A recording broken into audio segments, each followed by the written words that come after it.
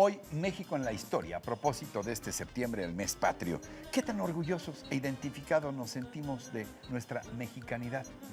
Tendremos una conversación de controversia con el historiador mexicano y catedrático universitario Alejandro Rosas. En contraste, esta noche diremos mucho gusto a Gaby Carvajal, artista plástica, promotora del arte, coordinadora de Relaciones Públicas de la Fundación Sebastián y organizadora del proyecto Colección Soledad.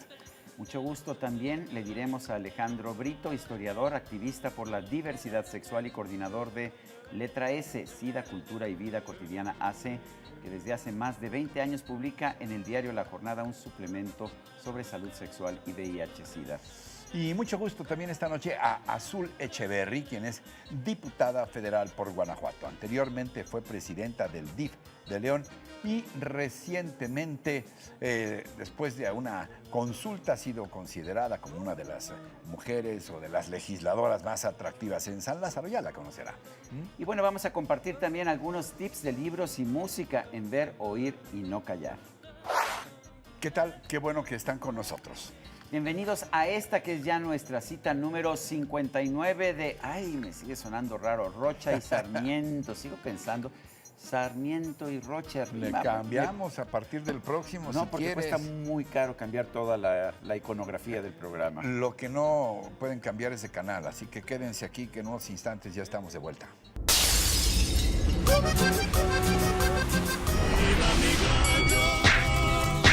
El ratón macizo.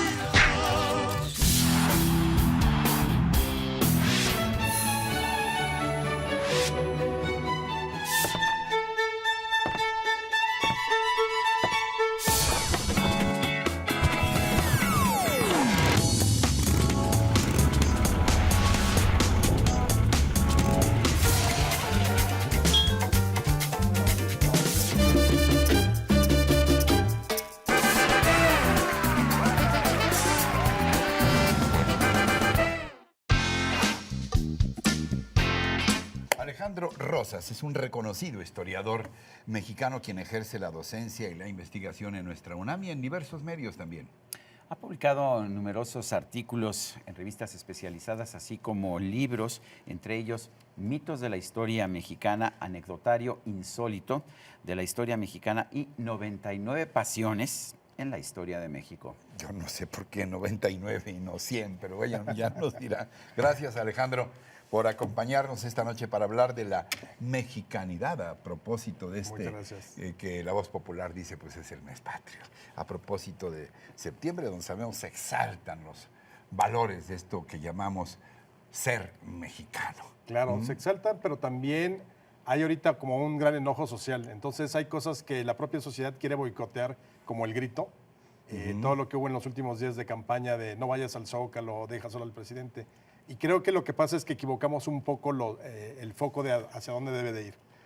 Porque yo creo que, por ejemplo, el grito es una celebración que está por encima de cualquier partido y así ha sido desde prácticamente 1812, que fue la primera vez que se conmemoró el inicio de la independencia. Entonces han pasado federalistas, centralistas, conservadores, liberales, todo mundo, emperadores, presidentes, caudillos, y de todas maneras la gente celebra. O sea, abrimos la piel y el corazón para bien o para mal. Exactamente. Pero en un principio no teníamos el grito el 15, ¿verdad? Esto fue una cosa que fue surgiendo poco a poco. ¿Cómo surgió el grito el 15 en lugar del festejo del 16? Fíjate que realmente hay un gran desconocimiento porque todo mundo cree que Porfirio Díaz, que nació el 15 de septiembre de 1830, decidió por sus pistolas celebrar la noche del 15 para celebrar su cumpleaños con el de la patria y olvidar el 16. Pero no, fíjate que más o menos desde la década de 1840 ya se celebraba la independencia desde el 15 en la noche.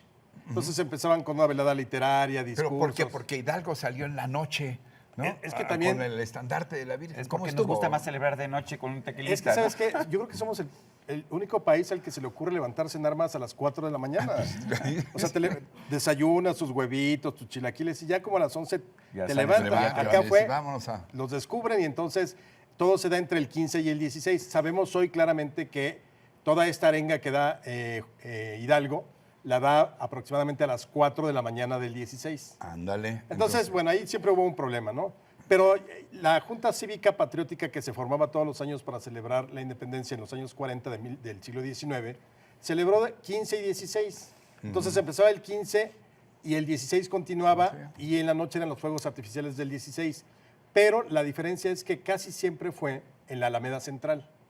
Lo que sí hace Porfirio Díaz, que le da un vuelco totalmente, es haber mandado traer la campana de Dolores al Palacio Nacional en 1896. Claro, y colocarla ahí arriba del balcón central. Exactamente. Entonces, a partir de ese momento, la gente empezó a cambiar el epicentro, digamos, de la celebración de la Alameda al Zócalo, porque el presidente salía y daba una arenga ahí en la Plaza Mayor. Entonces, desde Ya no decía 1896, matar gachupines, pero No. era una arenga que se fue además modernizando, ¿no? se fue modernizando y además, Beto, a Ya a saber, veces deformando. yo creo que oían los tres de adelante. Pues estás en el Palacio, no hay altavoces, seguramente nada más... Se veía que tocaba la campana. Que tocaba la campana ya. Pero ¿sabemos realmente lo que dijo el cura Miguel Hidalgo esa madrugada del 16 de septiembre? ¿Sí sabemos qué se dijo? ¿Hay algún registro? Mira, básicamente no hay la versión estenográfica. No, Sí, eso por sí, supuesto. nadie sabe realmente qué Ni dijo. había grabación digital tampoco. Exacto. Lo que suponemos que pudo haber dicho y que es lo más certero es, muere el mal gobierno, que hay quienes lo atribuyen a que era el virrey, pero hay más bien, lo más claro es que muera el mal gobierno francés, que en ese momento gobernaba la península ibérica, Pepe Botella, y que desde luego nos gobernaba a nosotros por ser parte de los españoles. Entonces, muere el mal gobierno seguramente, muere el mal gobierno, viva la libertad. Creo que serían los únicos dos que podríamos... Pero Así garantizar que pero se en dijeron. ningún momento dice, hasta donde yo tengo entendido, por lo menos nadie parece decir que haya pedido la independencia de México. De hecho, quería preservar la corona para Fernando VII. En ese momento inicial sí, más bien es la autonomía, es decir, nosotros nos separamos ahorita porque no vamos a rendirle pleitesía a los franceses. Tampoco gritó viva Ni la Virgen siquiera de a través Guadalupe. de los españoles. No, nada. no. Tampoco gritó de la Virgen. Pero sí No. la usó como Sí estandarte. la usó, pero hasta el otro día, por eso no pudo haber gritado, porque al otro día prácticamente se le apareció la Virgen. No había una idea preconcebida en Hidalgo de, voy a agarrar a la Virgen de Guadalupe como bandera y va a estar... Yo recuerdo un ensayazo de Eco, ¿te acuerdas? De Humberto Eco, ¿no? Sobre el uso de la Virgen. Pues no hubo esa premeditación. Él llega en la mañana, ya a las primeras horas del 16 de septiembre con Allende y su ejército a Totonilco y deciden tomar en la sacristía un descanso y de pronto ellos están tomando el chocolate que le gustaba tanto, chocolate con agua a Hidalgo, están descansando y oyen un murmullo muy fuerte afuera del atrio de Atotonilco. Salen y se dan cuenta que la gente había agarrado una imagen de la Virgen de Guadalupe de la iglesia y la había colocado en un palo de tendedero y la estaban agitando, entonces todo el mundo estaba feliz. Y en ese momento, pues a Hidalgo, valga la expresión, le cae el 20 y dice, de aquí somos. Este es claro. un símbolo, sí. Y es cuando utiliza la bandera, a partir de ese momento. Oye, y poco después llegan a Guanajuato y hay una verdadera matanza, ¿no? En Guanajuato. Cuéntanos, ¿qué es lo que pasó ahí? Una matanza absoluta porque, mira, yo creo que lo que cambió la historia de México fue que quien debía ser el líder de la independencia era Allende. Allende era el que se había echado el gasto desde meses Y era antes. el militar de Claro, origen. Y así fueron todas las independencias en Latinoamérica. O sea, eran los criollos los que debían de mover, apresar a los españoles. Los bolívares, los sucres. Exactamente. Entonces, aquí en el momento en que los descubren, Allende recula, duda y dice, no, ¿saben qué? Yo diría que nos separáramos y nos volvemos a ver en 2-3 meses e iniciamos el movimiento. Y entonces Hidalgo está en una segunda posición, todavía no era el cura, el padre de la patria. Y dice, no, es hora de ir a coger gachupines. Y en ese momento, ese detallito de duda de Allende y el arrojo de Hidalgo proyecta a Hidalgo como el jefe de la insurrección. ¿Dónde he escuchado eso? ¿Perder la oportunidad de un instante? Un instante. De decir lo que tienes que decir en un instante. ¿Se echó para atrás? Y eso definió que la guerra de independencia mexicana fuera una guerra popular. En vez de una guerra organizada. En vez de una guerra de criollos y una guerra de militares criollos. ¿Qué hace entonces Hidalgo? Él no tiene ejército, él no se lleva con los militares criollos, pues convoca al pueblo. Por eso llegan a Guanajuato el 28 de septiembre, pues con cerca de 70,000 hombres del pueblo, que indígenas. no tenían ninguna idea de disciplina, No, ni y de que su estrategia única militar, motivación ni era armas. seguir al cura y también que les permitía saqueo. Entonces sí es una masacre terrible. Ahí está el intendente Riaño. ¿Y qué resulta de eso? De eso, pues, una enemistad tremenda entre Allende e Hidalgo. Empieza ahí la división entre ellos. Y además, pues, sí fue una masacre que no se hubiera permitido quizá si lo hacen los criollos como lo tenían planeado. Bueno, pero de ahí continúa y está a punto, llega a Toluca, llega al Monte de las Cruces, y no llega a la Ciudad de México. ¿Qué le pasó? Otra vez, el tirititito solo frente al portero y la falla, ese es el histórico. Porque todavía no nos podemos explicar y no hay una razón. Bermúdez. No hay una razón, exacto. No hay una razón por la cual podamos explicar hoy por qué procedió así Hidalgo. Hidalgo decide no tomar. Hay quienes dicen que después de lo que había sucedido en Guanajuato, pues evidentemente no querían tomar. Él mismo se aterró, ¿verdad? Por lo que había pasado. Se aterró, pero no sabemos si eso era, porque la Ciudad de México era otra cosa. Yo creo que, y es especular, si hubieran tomado la ciudad se acaba la independencia porque podía haber negociado de otro modo.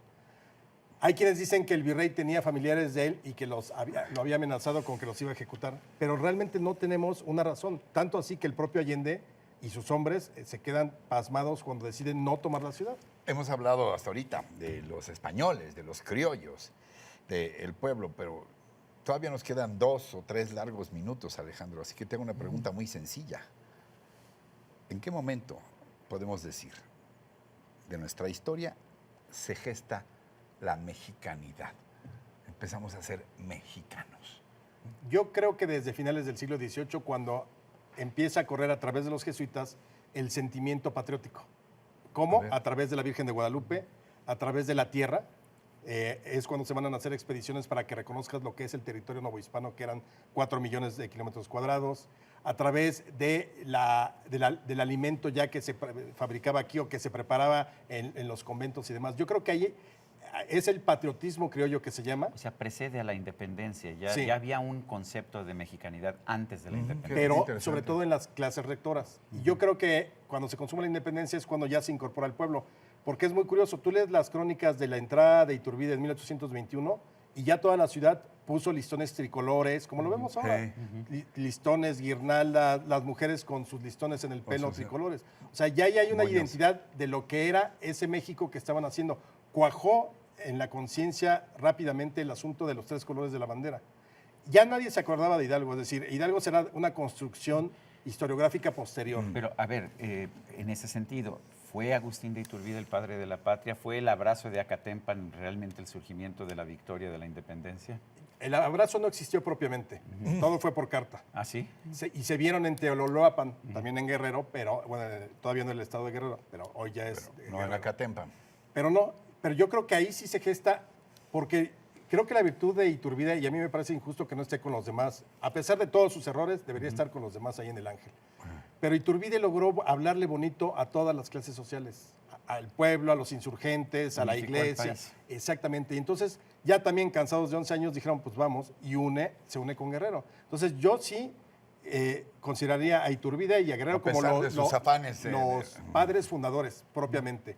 Y lo terrible de nuestra historia es que yo creo que somos el único país que termina fusilando por órdenes del Congreso, ya México independiente, a sus padres fundadores, a Iturbide y a Guerrero. En 1824 Iturbide y a Guerrero en 1831. Ustedes se imaginan, por ejemplo, al Congreso en Estados Unidos y un día diciendo, ¿por qué no nos echamos a Franklin, y a Jefferson, y a Quincy Adams, y a... Claro, y aquí sí, aquí fusilamos a los 2 hombres que al final de todo, después de como quieras verlo, en 1821 consumaron la independencia. Para la reflexión, no se pierda. ¿Dónde te encontramos? Danos tu dirección para hacernos de tus libros y todo. En Twitter, @ARR1910, y ahí estoy subiendo mis libros. Historiador formidable, ameno, Espero gran que redactor. 1910 no sea tu fecha de nacimiento, pero bueno. No, mi bisabuelo que se levantó en armas contra Porfirio. Eso, gran relator de los grandes pasajes de nuestra historia. Muchas gracias, Alejandro. Como siempre, un deleite hablar contigo. Sergio. Muchas gracias. Nosotros y bueno, continuamos. Sí, seguimos con más. ¿Qué menjurje nos tienes el día de hoy? Vas a ver. Qué interesante grupo. Es muy disímbolo, pero además que se inicia con una niña que conozco y que quiero genéticamente por muchas razones. Muchísimas Ya sabes, Gaby Carvajal, ¿cómo Gaby. estás? Hola, Muy ¿cómo bien. estamos? Muy Vamos bien. a estar aquí.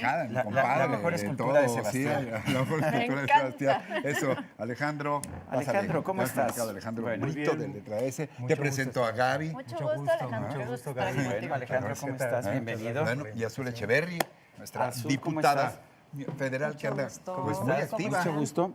Y con muchas cosas, me imagino. Oye, muy intensa. Te presento a Alejandro. Bueno, a Gaby, gusto. Alejandro. Mucho gusto, Azul. Mucho gusto. Véngase. ¿Cómo están? Oye, ¿cómo te va en la Cámara en estos días intensísimos en que la política y los políticos están en el centro de la polémica? Sabemos que impulsas buenas causas, pero ¿de qué se tratan tus causas? A ver. Bueno, estamos trabajando en temas de migración, estamos trabajando muy fuerte en temas de economía social y traemos un tema ahí en Guanajuato sobre el Centro de Justicia para la Mujer, que urge nuestro Estado. Oye, sí, han ocurrido casos. Yo estuve cubriendo el caso de Lucero, Sí. esta chica que fue golpeada Así es. feroz y brutalmente, ¿no? Pero ¿sabes qué me impresionó más de todo esto? Que en un momento dado la jueza le haya dicho, pues sí, pero pues trabajas en un bar y traías minifalda, ¿no? Entonces, Eso, igual el eso No es hemos lo que podido, estamos Es no hemos que, podido ¿qué pasa superar con eso? eso como Fíjate que estamos sociedad. trabajando muy de la mano con la CONAVIM, es la Comisión la Nacional CONAVIM? para Prevenir y Erradicar la Violencia contra las Mujeres. Y quiero decirles que el Gobierno Federal y la Secretaría de Gobernación está haciendo unos esfuerzos de verdad muy puntuales en este tema. Aquí no se trata nada más de empoderar a la mujer, sino de desarrollarnos y de llevar una línea de respeto. El mundo nos pertenece a los dos, tanto hombres como mujeres, y yo creo que esa es una lucha y una causa que está encabezando Gobierno Federal. Oye, Alejandro, platícanos un poco, ¿qué pasa con la comunidad homosexual en estos momentos? Ha habido muchos avances, pero a veces parece que se quedan parados también. El presidente sometió una propuesta para que el matrimonio igualitario fuera ley general en todo el país y bueno, pues después se echaron para atrás. ¿Cómo lo están viendo ustedes esto en la comunidad?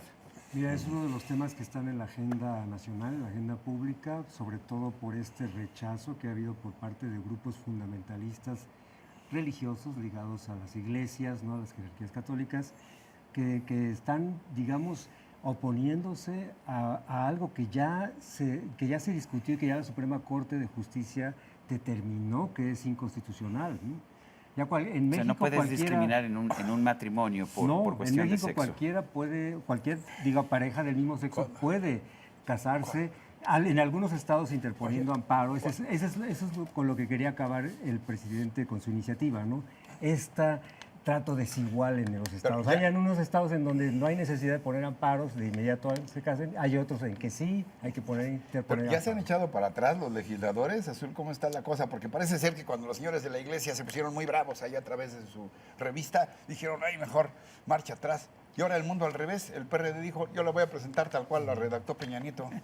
Yo creo que es una iniciativa que está respaldada por los diputados de mi grupo parlamentario. Creo que es urgente, El PRI. urgente el que apoyemos al derecho, ¿no? El derecho como ser humano de quererte casar con quien tú quieras, creo que también te da la obligación de ser un buen ciudadano.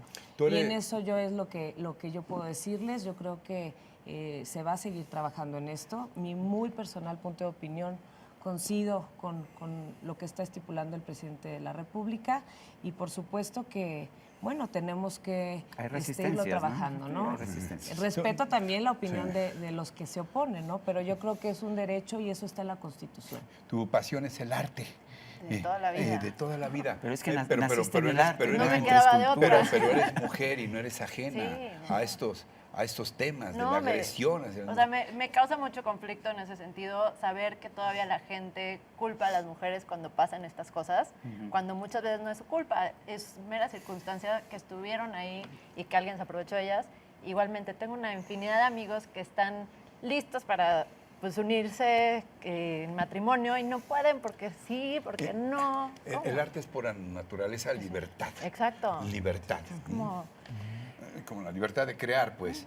Pero ahora también soledad. ¿Cómo está tu exposición? pues estamos armando un proyecto, bueno, ya llevamos un rato con el proyecto, se llama Colección Soledad.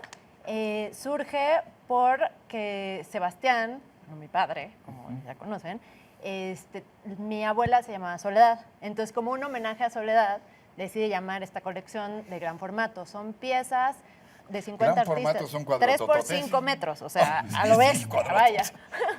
Entonces, son 50 artistas representantes de la cultura mexicana que fue escogiendo y que fueron llegando para presentar esta especie de muralismo mexicano moderno. Y bueno, ahorita se presentó en Zacatecas, en el Museo de Arte Moderno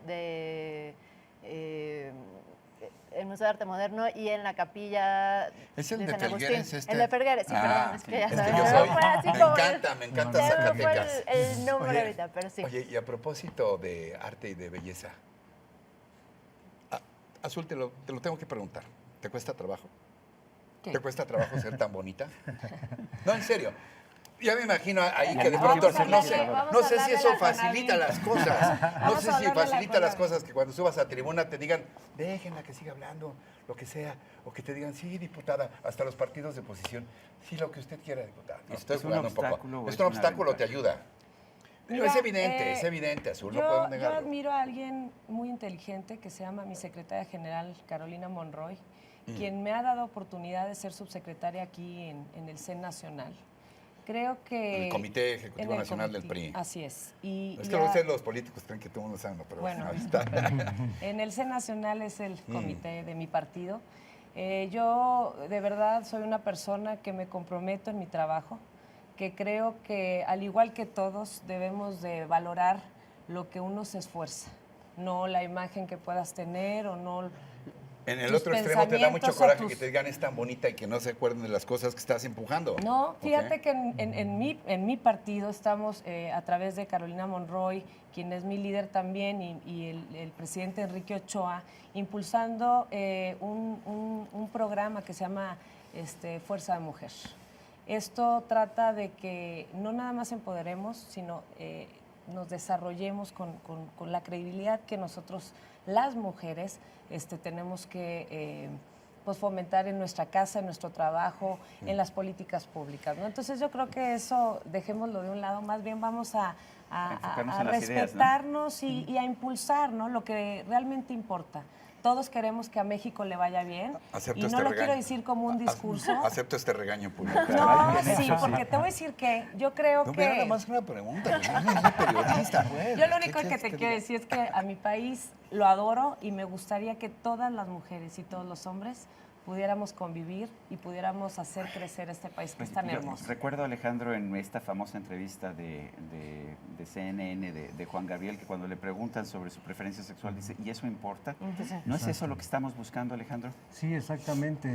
Juan Gabriel temía, se sintió acosado por la prensa amarillista, Siempre, ¿no? sensacionalista, y él no quería que el estigma pesara por encima del artista, ¿no? Claro. Él siempre decía, yo quiero que me vean como un compositor, como un cantante con talento, ¿no? No por lo que soy en la vida privada, ¿no? Entonces por eso dejó esa ambigüedad, siempre jugó con esa Perdón ambigüedad. que te ¿no? interrumpa, pero creo que eso habla de congruencia, ¿no? Y el tener congruencia de lo que eres te da demasiada virtud para poder ser libre de pensamiento, de tu trabajo, de lo que quieras hacer, ¿no? Así es, y yo creo que a eso le apostó Juan Gabriel. Fue una de las estrategias que utilizó esta ambigüedad, ¿no? Pero por otro lado también utilizó lo que no podía ocultar él, ¿no? Él, como decía Carlos Monsiváis, era uno de los impedidos de fingimiento, ¿no? Pues era lo Sí, menos y importante entonces- también. O sea, y que su claro, estrategia que fue lo menos esa. importante es eso. Pero al su final del estrategia día. fue esa, O sea, exacerbar ese amaneramiento, ese afeminamiento que tanto molestaba al machismo. Pues él dijo, pues ahí les va, ¿no? Les va. Inclusive lo comentó Y- que y la tuvo música mucho y el éxito, arte pues. era femenino, ¿no? Así es, eso es. Esto opera también, lo que está diciendo Alejandro, para la creación artística, en la plástica, en la pintura, en la Pues escultura. al Sí. final del día la creación es el talento que uno tiene. Inclusive en el proyecto que tenemos de la soledad, se llama soledad también por el momento en el que uno crea que está en infinita soledad con uno mismo. ¿Quién rayos Pues se no acuerda importa. si Miguel Ángel Ajá. o Es lo de Leonardo menos. o no sé cuánto tenían X o Z preferencias? Eso es lo menos Sexuales. importante. Digo, bueno, cuando uno quiere hacer hincapié en eso, pues sí es un modelo para poder hablar Así un es, discurso, pero cuando no, ¿qué importa? O sea, Ay, Azul Echeverría, Alejandro Brito, Gaby Gaby. Carvajal, gracias. Ha sido delicioso hablar con ustedes, ¿eh? no, está No, Y un bueno, gusto. ustedes, bueno, mucho gusto a todos ustedes y nosotros continuamos, regresamos en un momento más. Gracias.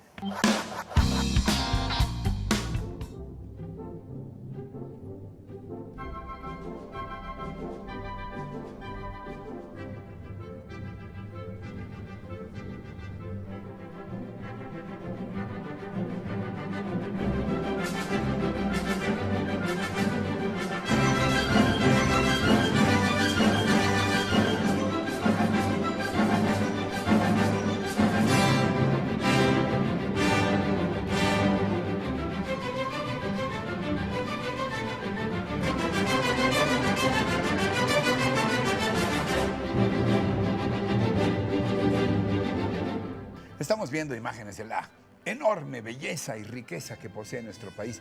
Un video que les presentamos con motivo precisamente de estas fiestas patrias. Y con un marco musical excepcional, con el mundialmente famoso Huapango de José Pablo Moncayo, ese gran compositor mexicano nacido en Guadalajara, Jalisco. Y bueno, ¿qué tienes de material de lectura? Veo que traes ahí un libro. Sí, la verdad. Miren, con mucha convicción les recomiendo esto y te recomiendo esto. No sé si la conoces, mi querido Sergio. Claudia Piñeiro es para mí, es autora de este nuevo libro, Una suerte pequeña, una novela estrujante sobre cómo podemos cambiar los seres humanos en ciertas etapas de nuestra vida y ser diametralmente otros o apenas conservar un poquito nosotros mismos. Una novela fascinante. Yo creo que Claudia Piñeiro está a la altura, de verdad, de Isabel Allende, Laura Restrepo, en fin, con temas muy contemporáneos. No sé si oíste hablar de ella. Ella se hizo famosa por una novela, Las viudas de los jueves, que hablaba sobre esa terrible crisis económica argentina y una serie de matrimonios que se van al fraccionamiento de mayor lujo en Buenos Aires, cuando viene la crisis, y el que trabajaba en la bolsa está quebrado y el otro igual, y cómo se va descomponiendo ese pequeño universo entre ellos, escalofriante. Yo traigo Poder para el Maestro, Poder para la Escuela. Es de Gilberto Guevara Niebla, quien fue, ya sabes, uno de los líderes del movimiento estudiantil de 1968, fue subsecretario de Educación.